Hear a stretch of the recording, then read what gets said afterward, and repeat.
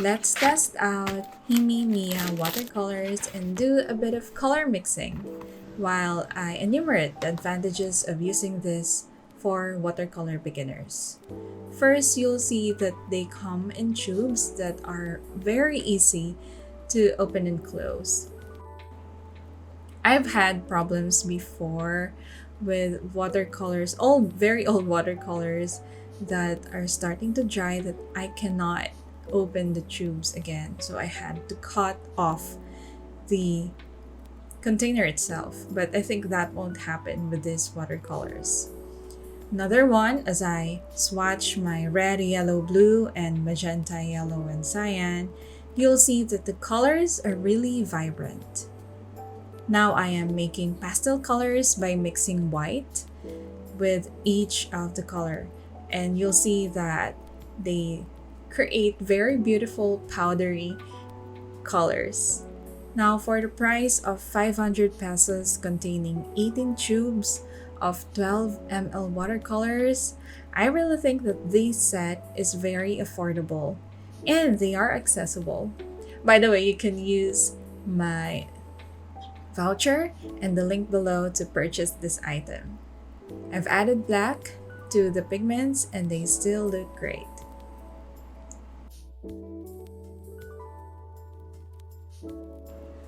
Another advantage that comes from this set being cheap is that you can use paint straight from the tube and get swatches as vibrant as this. When I used to purchase quality paints, I try to use as little as I can when doing swatches, but since these watercolors are really affordable, I wouldn't mind using as much as I need to get vibrant colors. Okay, now I am mixing the secondary and tertiary colors, and you can see on the left side I have my RYB or red, yellow, blue, and cyan, magenta, and yellow or CMY on the right side. Which do you think will work better for your artworks? Next, I will try to mix skin tones. And you've probably noticed by now that every time I create a new batch of colors, I've cleaned my plastic palette, and so far they are not as staining as I thought they would be.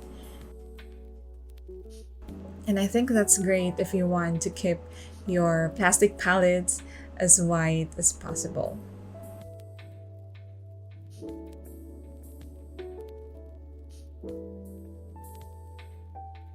Next, let's see various shades of grays and neutral tones by mixing in the 3 primaries from each side. Another quality of these watercolors that I like so much is that the binder and the pigment itself are not separating from each other. Meaning, have you encountered a watercolor tube where when you squeezed a bit amount of paint on your palette, the oil is separating from the pigment? I haven't had any experience like that with these watercolors, so I'd like to commend that property. So here are your RGB versus CMY palettes containing pastel colors, dark colors, secondary and tertiary, flesh tones, and grays. Now, would I recommend you to buy this watercolor? I would. It contains 18 colors already. You wouldn't have to mix colors, but I love color mixing, that's why I did this video.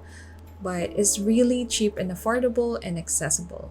And just to give you an idea how this looks like on an actual painting, here's a glimpse of what I did in one of my previous videos where I painted this simple landscape scene on a Fabriano Miyahimi watercolor pad. And you can see that the colors are vibrant and they are very pretty, very cheap. And once again, you can use my voucher to get a discount as you purchase, if you decide to purchase this product. I hope you like this video and I'll see you again.